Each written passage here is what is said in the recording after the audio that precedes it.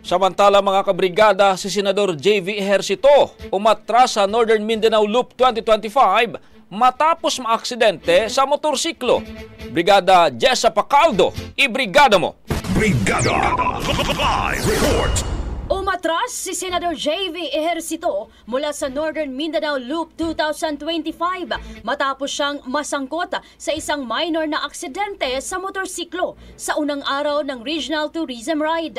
Kinumpirma ng Media Relations Officer ng Senador na si Saleng Jimenez Candari na nagtamo lamang ng minor injury sa kanyang tuhod.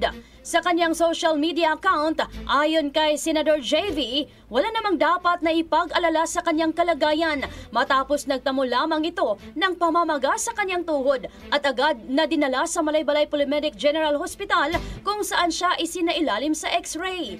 Negative naman ang resulta ng X-ray at walang naidulot na damage matapos ang aksidente at kasalukuyang inoobserbahan ng mga doktor sa naturang paggamutan.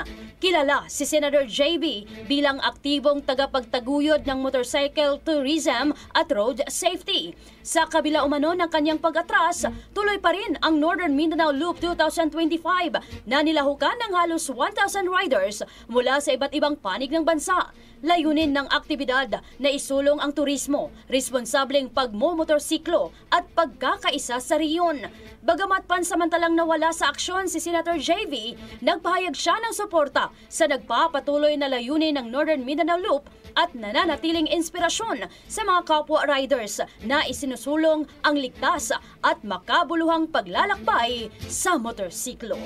In the heart of changing lives, Brigada Jessa Vertudaso Pacaldo sa 102.5 Brigada News FM Cagayan de Oro, The Music and News Authority.